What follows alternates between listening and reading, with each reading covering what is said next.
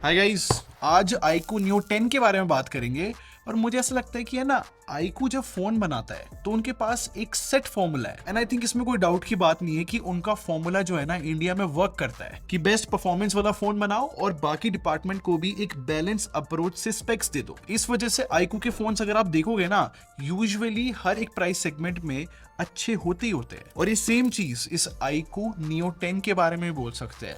तो इसी नोट पे एक बार बॉक्स ओपन कर लेता है और बॉक्स ओपन करते ही ना यहाँ पर फोन रखा हुआ है। मैं एक बार इसको साइड में रख रहा हूँ। ठीक है, बॉक्स में जो है क्लियर केस भी मिलता है, डॉक्यूमेंटेशन है, सिम इजेक्टर, यहाँ पर type C to C cable है और बेस्ट पार्ट ये 120 वॉट का चार्जर है। और फोन की डिजाइन की बात करूँ तो iQOO Neo 10R से कैरी फॉरवर्ड हो रहा है डिजाइन। रेसिंग ट्रैक इंस्पायर्ड है और डुअल टोन कलर है और इस कलर का नाम है इन्फर्नो रेड। कह रहे फोन में टेस्ट कर लिया है और ऑन पेपर देखा जाए तो 7000 mAh बैटरी, 120 वॉट की चार्जिंग, बहुत ही सॉलिड कॉम्बिनेशन है। ऊपर से स्नैपड्रैगन 8S Gen 4 मिलता है। देखो सारी चीजें ऑन पेपर देखने में बहुत सही लग रही है, बट रियलिटी क्या है मैं आज इस वीडियो में एक्सप्लेन करने की कोशिश करूंगा। तो स्टार्ट करने से पहले, मेरा नाम है संचित, चैनल का नाम है टेक बार। मैं आप लोग का टेक एक्सपीरियंस बेटर करना चाहता हूँ, तो सब्सक्राइब बटन पे क्लिक कर लो, साथ में बेल आइकन जरूर प्रेस कर लेना। सबसे पहले मैं बताता हूँ, जब मैंने फोन को पहली बार होल्ड किया ना, मेरे फर्स्ट इंप्रेशन पता क्या थे कि मैं होल्ड करके बता सकता हूँ कि इस फोन में 7000 mAh की बैटरी है, क्योंकि इसमें गुड हेफ्ट था। बट सेम टाइम पे 8.09 mm की थिकनेस है इस फोन की, तो इतनी कम थिकनेस में 7000 mAh बैटरी फिट हुई है, ये चीज मुझे बहुत अच्छी लगी। एंड नो डाउट ये 7000 mAh की जो बैटरी है इसके ऊपर और डिस्कशन बनती है, बट पहले मैं आपको थोड़ा जनरल ओवरव्यू बताता हूँ। जैसे कि इसमें IP65 रेटिंग है, तो थोड़ा बहुत वाटर डैमेज ये फोन हैंडल कर सकता है। और इस फोन में स्टीरियो स्पीकर्स मिलते हैं और मैंने टेस्ट करे, स्पीकर्स की लाउडनेस बहुत अच्छी है, ट्रेबल थोड़ा हायर साइड रहता है, बट बहुत अलग अलग कंटेंट देखने के बाद मुझे लगा थोड़ी सी और साउंड क्वालिटी बेटर हो सकती है। खैर बाकी फिंगरप्रिंट स्कैनर की बात करूं तो वो एज एक्सपेक्टेड काम कर रहा है, सही है। बट यार iQOO ने इस फोन के साथ ना कनेक्टिविटी में बहुत इंटरेस्टिंग काम कर दिया। मतलब इंटरेस्टिंग इसलिए बोल रहा हूँ क्योंकि 16 5G बैंड है इसके अंदर, Wi-Fi 7 मिलता है, ब्लूटूथ 5.4 है, और सबसे इंटरेस्टिंग पार्ट iQOO का कहना है कि इस फोन के अराउंड 24 एंटीना है। तो आई बिलीव इन सब चीजों की वजह से जो वाईफाई और कनेक्टिविटी एक्सपीरियंस है वो बेटर होना चाहिए। और अगर आप टैप टू पे यूज करते हो तो इस फोन के अंदर NFC मिलता है, तो वो भी पॉसिबल है। लेकिन इस फोन में फिजिकल प्रॉक्सिमिटी सेंसर नहीं मिलता। अच्छा, अब थोड़ा डिस्प्ले को डिस्कस कर लेते हैं। और एक चीज मैंने नोटिस करी है कि फ्लैट डिस्प्लेज ना फिर से फैशन में आ गई है। मतलब पिछले कुछ टाइम में आपने देखा होगा कि बहुत सारे फोन्स जो है इस प्राइस सेगमेंट में, मतलब 30,000 के अराउंड कर्व डिस्प्ले लेकर आ रहे थे, बट अब ज्यादातर फोन जो है फ्लैट डिस्प्ले के साथ ही आ रहे हैं। जैसे कि इस फोन की बात करूं तो इसमें 6.78 इंचेस की 1.5 के रेजोल्यूशन के साथ एक फ्लैट एमोलेड डिस्प्ले मिलती है। और इस फोन का जो मैक्स रिफ्रेश रेट है वो 144 हर्ट्ज जा सकता है, but limited games he support करते हैं। और पर्सनली मेरे को तो इस फोन की डिस्प्ले का सबसे अच्छा पार्ट ब्राइटनेस लगा है। मतलब 5500 निट्स की पीक ब्राइटनेस जो iQOO क्लेम कर रहा है और 2000 निट्स की HBM। मतलब कि अगर मैं इस फोन की डिस्प्ले को डायरेक्ट सनलाइट में यूज करता हूं तो 2000 निट्स की वजह से कोई भी ब्राइटनेस का इशू फील नहीं होता, लाइक अच्छे से विजिबल होती है। और जैसे कि मैं हमेशा बताता हूं, जो पीक ब्राइटनेस है वो HDR कंटेंट जब हम देखते हैं तब हिट होती है। अब इस फोन में एक और अच्छी चीज ये है कि नेटफ्लिक्स पे HDR का सपोर्ट मिलता है। तो मैंने मल्टीपल कंटेंट चला के देखा तो यहाँ पर ट्यूनिंग अच्छी करी है, क्योंकि शार्प भी लग रहा है आउटपुट और ब्राइट भी लग रहा है जैसे कि होना चाहिए HDR कंटेंट। और एक बात आपने नोटिस करी कि जो साइड बेजल्स है इस फोन के वो भी काफी पतले करे हैं, इसलिए व्यू एक्सपीरियंस थोड़ा सा और बेटर लग रहा होगा। तो अगर टेक्निकली देखा जाए तो 30,000 रुपए के अराउंड ना डिस्प्ले बहुत अच्छी बोली जाएगी इस फोन की। बट बैटरी की बात करूं तो देखो फैक्ट तो यही है कि जो एक्सट्रीम चल रहा है ना बैटरी डिपार्टमेंट के अंदर, वो दोनों चीजें इस फोन के अंदर है।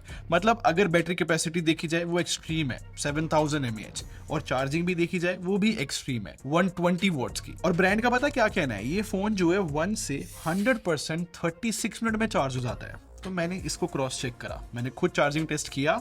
मेरा फोन जो है 5% पे था, मैंने 100% तक चार्ज करा, 32 मिनट्स 30 सेकंड में सच में फोन फुल चार्ज हो गया। तो बैटरी कैपेसिटी और चार्जिंग स्पीड देख के ना लग तो रहा है कि हमें बेस्ट ऑफ बोथ वर्ल्ड मिला है। बाकी इस फोन का बैटरी बैकअप कितना ज्यादा है वो मैंने टेस्ट नहीं किया है, आई होप वो भी बहुत ज्यादा हो यार। बट फैक्चुअली देखा जाए तो 30,000 रुपए में सबसे ज्यादा strong battery department Android world में इस फोन का है फिलहाल। और अब इस फोन की परफॉर्मेंस को डिस्कस कर लेते हैं। अब क्योंकि ये पहला फोन है इंडिया का जो कि स्नैपड्रैगन 8S Gen 4 के साथ आ रहा है, और इस फोन में जो स्टोरेज है वो UFS 4.1 तो है ही, बट साथ के साथ नई रैम भी यूज करी है जो कि ये LPDDR5X Ultra। अब ब्रांड के हिसाब से ये जो नई रैम लगाई है ना, ये LPDDR5X से बेटर है। और स्टोरेज की भी बात करूं तो मैंने उसके स्पीड टेस्ट रन करे थे, वो UFS 4 जितनी स्पीड आ रही है, बट iQOO के हिसाब से UFS 4.1 का ये फायदा है कि ऐप इंस्टॉलेशन जल्दी होती है। और ये फोन जो है 4 वेरिएंट में आता है। अब जो बेस वेरिएंट है वो UFS 3.1 के साथ ही आएगा। खैर मेरे पास जो है इस फोन का टॉप वेरिएंट है। अब मैं आपको बेंचमार्क्स दिखाता हूँ। Antutu पे तो इस फोन ने बहुत अच्छे स्कोर्स दिखाए हैं 20 लाख के राउंड, और क्योंकि Geekbench पे भी जो है 7000 से ज्यादा मल्टी कोर स्कोर है तो ये भी बहुत अच्छा बोला जाएगा। और मैंने 3D मार्क का स्ट्रेस टेस्ट भी रन करा है, वहां पर स्टेबिलिटी ओके आई है, लूप स्कोर्स फिर भी ठीक है। वैसे बता दो बेंचमार्क्स के हिसाब से ये जो प्रोसेसर है बहुत सही परफॉर्मेंस देगा, नो डाउट। अब हीटिंग की बात करूं तो वैसे इस फोन के अंदर 7000 mm² का वेपर चेंबर कूलिंग सिस्टम मिलता है। तो परफॉर्मेंस और हीटिंग टेस्ट करने के लिए ना मैंने COD, BGMI, जेंशन इम्पैक्ट सारे गेम्स जो है 20 मिनट्स के लिए खेले, और हीटिंग इश्यूज मेरे को इनमें से किसी भी गेम में नहीं देखने को मिले। और 1 by 1 सारे गेम्स की बात करूं तो जैसे कि COD से स्टार्ट करते हैं, 120 FPS की सेटिंग मिलती है, और 20 मिनट की गेम प्ले के बाद स्क्रीनशॉट देखो 119 एवरेज FPS आया है। और ये सेम स्टोरी जो है BGMI की भी है, यहाँ पर 120 FPS की सेटिंग मिलती है, और ये स्क्रीनशॉट देखो 118 के अराउंड एवरेज FPS आया है। और जेंशन इम्पैक्ट जैसे हेवी गेम की बात करूं तो यहाँ पर भी जो 60 FPS की सेटिंग मिलती है, इसका भी स्क्रीनशॉट देखो 59 के अराउंड एवरेज FPS आया है। तो बेसिकली देखा जाए जितने FPS की सेटिंग मिल रही है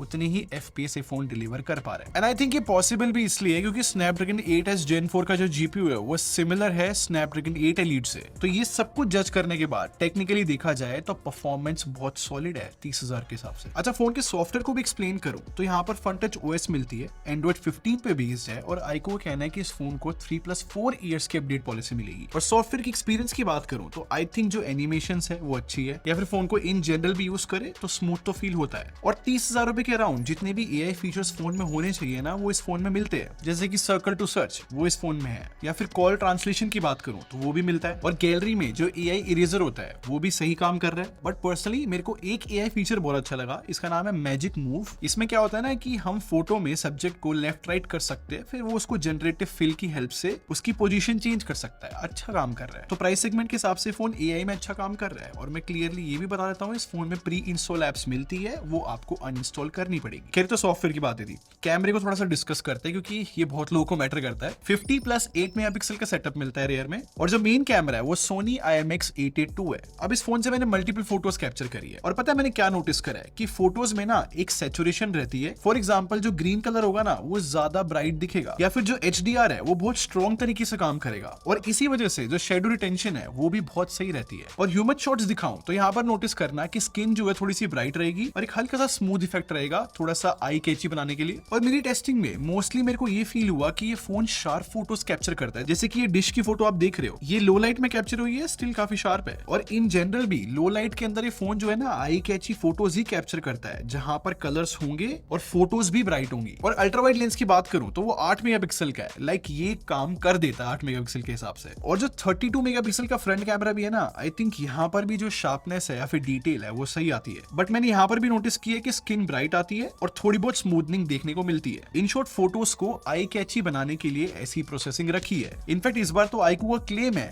कि इन्होंने वीवो के नाइस एल्गोरिथम यूज किए है फोटोज को बेटर करने के लिए। और वीडियो की बात करूं तो यहाँ पर एक इंटरेस्टिंग चीज है कि 30,000 रुपए के अराउंड ये अकेला फोन है जो फ्रंट और बैक दोनों से 4K 60 FPS शूट कर सकता है। और वीडियो क्वालिटी की बात करूं तो बैक कैमरा तो 4K रिकॉर्डिंग बहुत सही कर रहा है। अभी जो वीडियो आप देख रहे हो ये मैंने बैक कैमरे से 4K रिकॉर्ड करा है। अब यहाँ पर अच्छी बात ये है कि अगर लाइटिंग सिचुएशन चेंज हो रही है तो कलर शिफ्ट नहीं हो रहा। और यहाँ पर भी मैं सिंपली बोल सकता हूँ कि जो ओवरऑल वीडियो की क्वालिटी है ना वो अच्छी है और सोशल मीडिया रेडी बनाने की कोशिश करी है। बट फ्रंट कैमरा की वीडियो दिखाऊं तो यहाँ पर स्टेबलाइजेशन नहीं है, बट ओवरऑल प्रोसेसिंग देखी जाए तो वो सही है। तो ओवरऑल देखा जाए ना इस फोन का जो कैमरा है मासिस को देखते हुए आई कैची कलर्स लेकर आ। तो अब अगर मैं सारी टेस्टिंग को अपने सम अप करूं ना, मैं सिंपली बोलूंगा 30,000 रुपए में ये फोन जो है बहुत सारे चेक मार्क्स टिक करता है। आई मीन जो परफॉर्मेंस है वो मुझे बहुत अच्छी लगी। डिस्प्ले भी अगर टेक्निकली देखा जाए जिस तरीके की ब्राइटनेस है वो भी बहुत अच्छी है। कैमरा भी जो है आई कैची फोटोज खींच रहा है, और मोस्ट इंपॉर्टेंटली बैटरी डिपार्टमेंट तो जो है काफी ज्यादा स्ट्रॉन्ग है। तो इन सब रीजंस की वजह से मैं iQOO Neo 10 जो हूँ ज्यादातर लोगों को इजिली रिकमेंड कर सकता हूँ। और प्राइस की भी बात करूं तो 8/128 GB के लिए ये 30,000 रुपीज से स्टार्ट होता है, और इस फोन का प्राइस जो है 39,000 1000 रुपीज तक जाता है 16512 GB वाले वेरिएंट के लिए। और ये प्राइसेस मैं सारे ऑफर्स इंक्लूड करके बता रहा हूँ। और वैसे इस फोन की प्री बुकिंग ऑलरेडी स्टार्ट हो रखी है और iQOO के ही ईयरफोन्स मिल रहे प्री बुकिंग पे। और अपनी पर्सनल सजेशन आपको बताऊं तो मेरे हिसाब से 8 GB रैम और 256 GB स्टोरेज वाला वेरिएंट जो है बहुत वैल्यू फॉर मनी मुझे लगा, तो आप उस वाले वेरिएंट को भी चेकआउट कर सकते हो। तो ये थे मेरे थॉट्स इस फोन के बारे में। आप क्या सोचते हो मुझे कमेंट सेक्शन में जरूर बताना। और अगर आपको वीडियो पसंद आई हो तो लाइक बटन पे क्लिक कर दो और सब्सक्राइब करके हमारे टेक बार आर्मी को ज्वाइन कर लो।